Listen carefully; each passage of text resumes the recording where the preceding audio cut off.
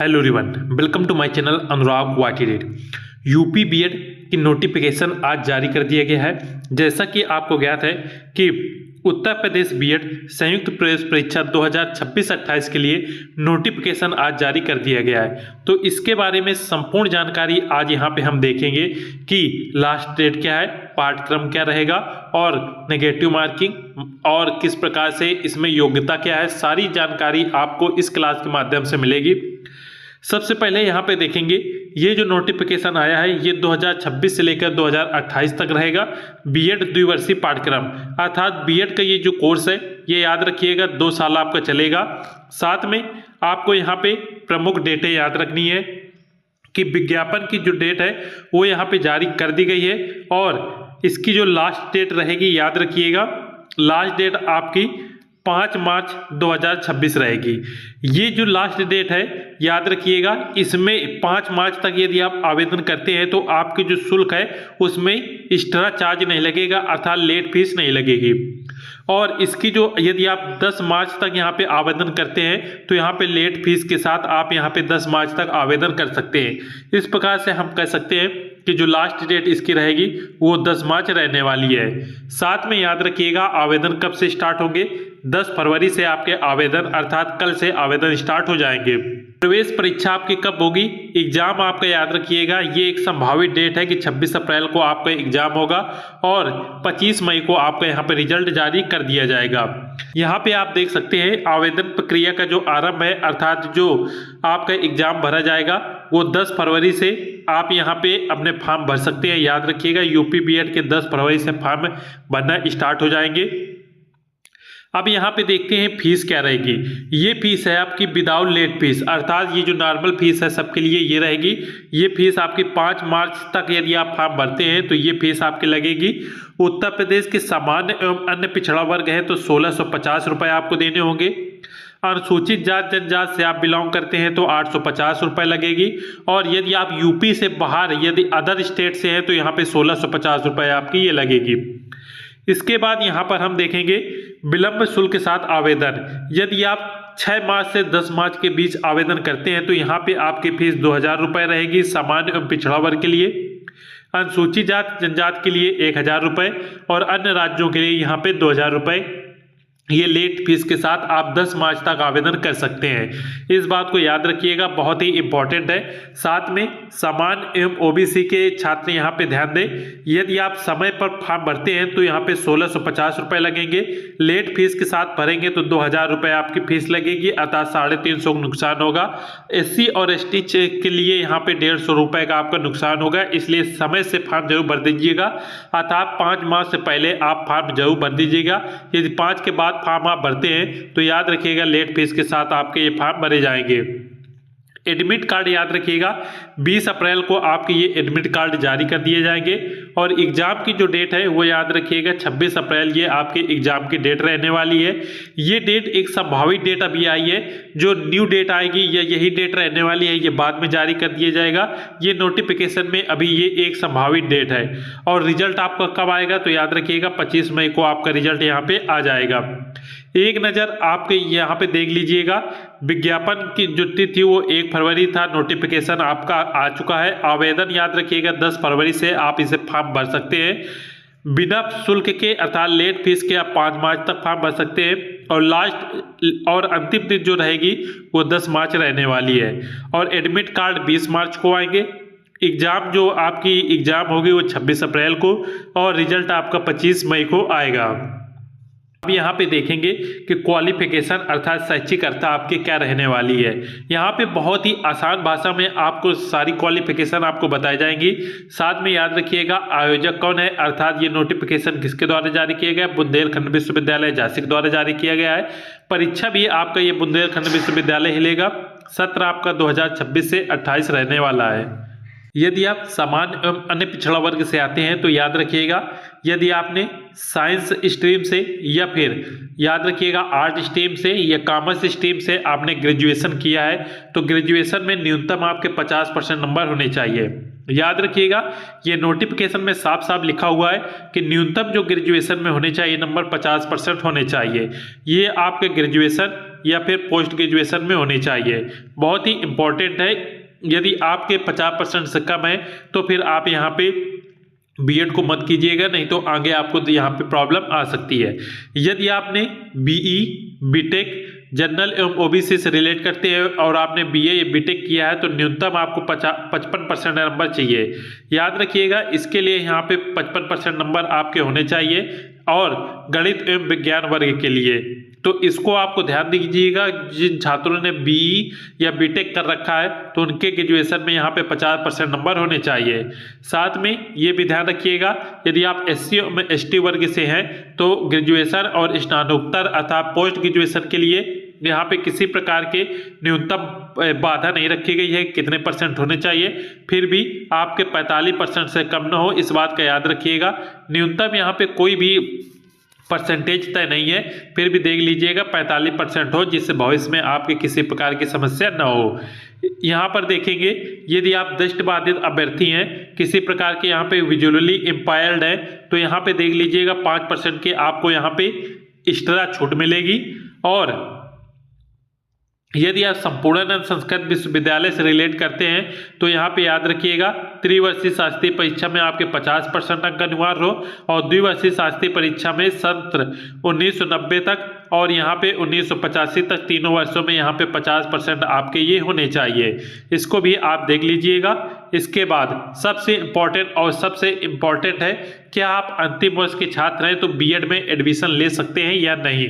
तो बहुत ही इम्पोर्टेंट है कि 2026 की ये जो बीएड की परीक्षा होगी इसमें आप एलिजिबल हैं। याद रखिएगा, इसमें आप अप्लाई कर सकते हैं और न्यूनतम अर्हता धारित करना अनिवार्य है। याद रखिएगा, जो अभी यहाँ पे ग्रेजुएशन में 50% और पोस्ट ग्रेजुएशन में हमने 55% नंबर बताए हैं। यदि आप अंतिम वर्ष में यदि अपेयरिंग के रूप में आप इसमें फॉर्म भरते हैं तो आपके न्यूनतम इतने नंबर आने चाहिए। जब भी आप पास कर जाते हैं तो आप इसमें काउंसलिंग प्रक्रिया में भाग ले सकते हैं। और साथ में बहुत ही इंपॉर्टेंट पॉइंट है कि काउंसलिंग के समय तक आपके पास ओरिजिनल मार्कशीट या योग्यता होनी चाहिए। अर्थात जैसे आप बीए बीएससी लास्ट ईयर में हैं और अभी आप फार्म इसको भर दीजिएगा। यदि आप लास्ट ईयर में हैं ग्रेजुएशन में तो आप इसको फॉर्म जो भर दीजिएगा, क्योंकि इसका जो रिजल्ट आता है वो बहुत ही लेट आता है। यह काउंसलिंग प्रक्रिया यहाँ पे लेट स्टार्ट होती है। जब तक सभी यूनिवर्सिटी के यहाँ पे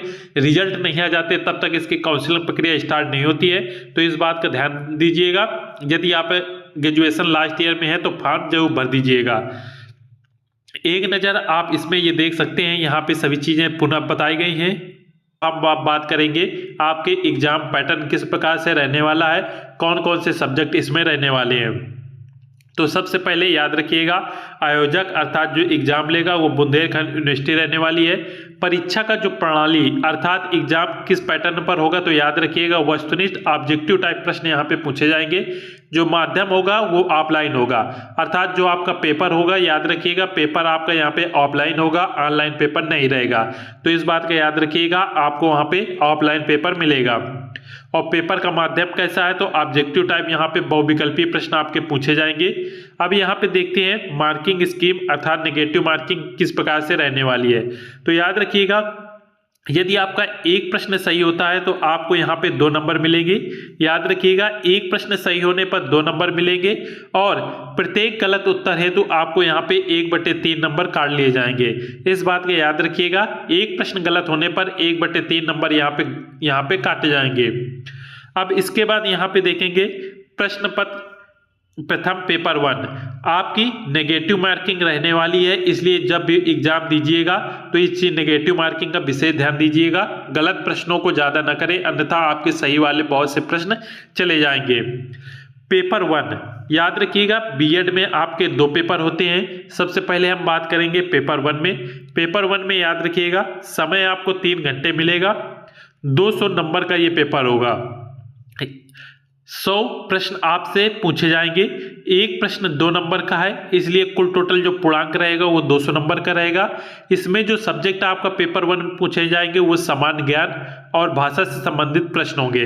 अब यहाँ पे देखते हैं सामान्य ज्ञान। सामान्य ज्ञान में याद रखिएगा ये सभी के लिए अनिवार्य रहेगा, अर्थात आप साइंस वर्ग से हैं, आर्ट वर्ग से हैं या कॉमर्स से हैं, इससे कोई मतलब नहीं है, ये सबको पेपर ये करना है, ये अनिवार्य है। प्रश्नों की संख्या याद रखिएगा 50 रहेगी और 100 नंबर का पेपर रहेगा। और सामान्य ज्ञान में क्या क्या पूछा जाएगा तो याद रखिएगा आपसे हिस्ट्री, जियोग्राफी, पॉलिटी और यहाँ पे करंट अफेयर, इनके यहाँ पे प्रश्न आएंगे। तो ये सारे सब्जेक्ट आपको यहाँ पे सामान्य ज्ञान में पढ़ना है। अब इसके बाद बात करेंगे खंडवा, जो कि भाषा से संबंधित रहेगा। इसमें याद रखिएगा भाषा में इसमें आप अपनी इच्छा अनुसार सेलेक्ट कर सकते हैं। यदि आपके हिंदी बेहतर है तो आप यहाँ पे हिंदी सेलेक्ट कर सकते हैं, इंग्लिश बेहतर है तो ये इंग्लिश सेलेक्ट कर सकते हैं। और खंडवा में भाषा आप कब सेलेक्ट करेंगे तो याद रखिएगा जब आप यहाँ पे अपना ऑनलाइन फॉर्म भरेंगे। ऑनलाइन फॉर्म भरते समय ही लैंग्वेज जो आएगी वो आपको यहाँ पे बताना होगा, जो पेपर भाषा सेकंड में आप यहाँ पे हिंदी का चयन करते हैं या इंग्लिश का, तो जो दोनों में जो सब्जेक्ट आपका बेहतर हो उसको यहाँ पे भर दीजिएगा।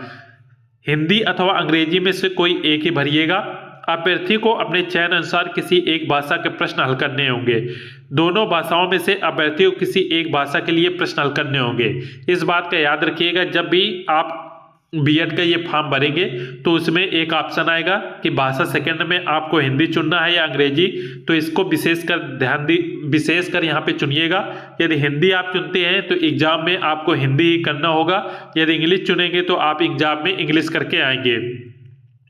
अब यहाँ पे देखेंगे पेपर सेकंड में भी 3 घंटे का आपका समय मिलेगा, 200 अंक का ये पेपर रहेगा।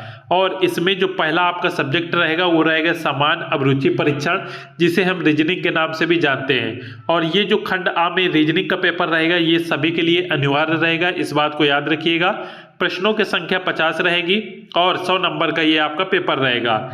अब यहाँ पे देखते हैं विषय योग्यता आधारित यहाँ पे खंड बा अर्थात पेपर 2 का ये जो पेपर होगा इसमें आपको सब्जेक्ट कंपटीशन करना होगा, अर्थात आर्ट स्ट्रीम के लिए अलग, साइंस स्ट्रीम के लिए अलग, कॉमर्स के लिए अलग और एग्रीकल्चर के लिए अलग पेपर वहाँ पे मिलेगा।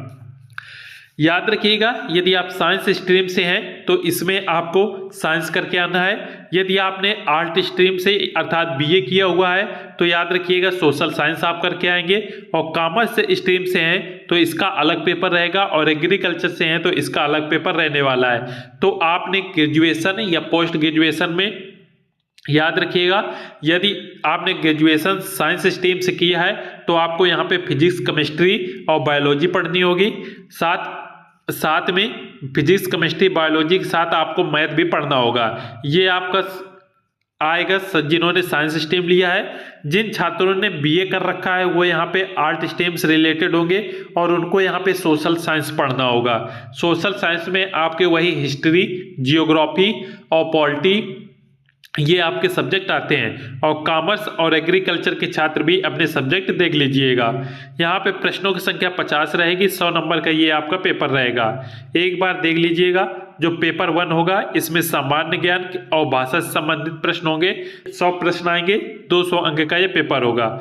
पेपर 2 याद रखिएगा इसमें रीजनिंग और विषय योग्यता से रिलेटेड आपके पेपर होंगे, 100 प्रश्न आएंगे और 200 नंबर का ये पेपर होगा। इस प्रकार से यहाँ पे समय देखेंगे तो 200 प्रश्न कुल टोटल रहेंगे, 400 नंबर कुल टोटल पूर्णांक रहेगा और 6 घंटे का आपका समय मिलेगा। अर्थात पेपर जो 1 होगा इसके लिए आपको 3 आवर का समय मिलेगा, पेपर 2 के लिए यहाँ पे 3 आवर का समय मिलेगा। इसलिए कुल टोटल यहाँ पे 6 घंटे का आपको समय मिलेगा। और साथ में याद रखिएगा नेगेटिव मार्किंग का आपको विशेष याद रखना है कि आपकी नेगेटिव मार्किंग भी रहने वाली है। अब यहाँ पे बात करते हैं कि अपनी तैयारी को दिशा कैसे दें। यदि आप बीएड की तैयारी करना चाहते हैं तो हमारे चैनल को सब्सक्राइब जरूर कर लीजिएगा। बहुत ही बेहतरीन तरीके से आपको बीएड की कंप्लीट तैयारी करवा दी जाएगी, जिससे आपको मेरिट में यहाँ पे आपका नाम आ सके और मेरिट में नाम आने के साथ आपके कम रैंक आ सके और आपको यहाँ पे गवर्नमेंट कॉलेज मिल सके। याद रखिएगा जो आपको कॉलेज मिलता है वो यहाँ पे मेरिट के आधार पे मिलती है। यदि आपके मेरिट रैंक की यदि आप 10,000 के अंदर रैंक आती है तो यहाँ पे गवर्नमेंट कॉलेज मिलने के चांस रहते हैं। तो इसलिए कोशिश कीजिएगा कि आपकी रैंक यहाँ पे 8,000 या 10,000 के अंदर आए, जिससे आपको गवर्नमेंट कॉलेज मिल सके और कम फीस में यहाँ पे आपका बीएड कंप्लीट हो सके। यदि एक नज़र फीस में देखेंगे फीस कितनी लगती है, ऑफिशियल फीस की बात करेंगे, यदि आपको यहाँ पे गवर्नमेंट अर्थात सरकारी कॉलेज मिल जाता है तो दोनों साल के आपके यहाँ पे 20 से 25 हज़ार रुपये का खर्चा आएगा और ये बीएड कंप्लीट हो जाएगा। यदि आप यहाँ पे प्राइवेट रूप से प्राइवेट कॉलेज में यदि एडमिशन लेते हैं तो दोनों साल की जो फीस रहती है वो याद रखिएगा 82,000 रुपये रहती है, लेकिन प्राइवेट कॉलेज वाले यहाँ पे छूट देते हैं। तो किसी का स्कॉलर बेस में, किसी का यहाँ पे 40,000 में, या आप कॉलेज से जितना कम करवा सके उतने में यहाँ पे एडमिशन लेते हैं। तो ऑफिशियल फीस ये है प्राइवेट की, किंतु प्राइवेट कॉलेज में अब यहाँ पे एडमिशन बहुत कम होते हैं, इसलिए कम फीस में एडमिशन ले लेते हैं। बहुत से स्कॉलर बेस पे यहाँ पे एडमिशन लेते हैं। तो इस चीज़ को जब भी एडमिशन लें तो कॉलेज में पूरी जानकारी ले लेनी है, उसके बाद एडमिशन लीजिएगा यदि आप कम फीस में लेते हैं। सारी जानकारी आपको बता दी गई है। फिर भी बीएड से रिलेटेड आपको किसी प्रकार का डाउट है तो आप कमेंट कर सकते हैं, आपको यहाँ पे रिप्लाई दे दिया जाएगा। सभी लोग चैनल को सब्सक्राइब जरूर कर लीजिएगा। मिलते हैं नेक्स्ट क्लास में। जय हिंद।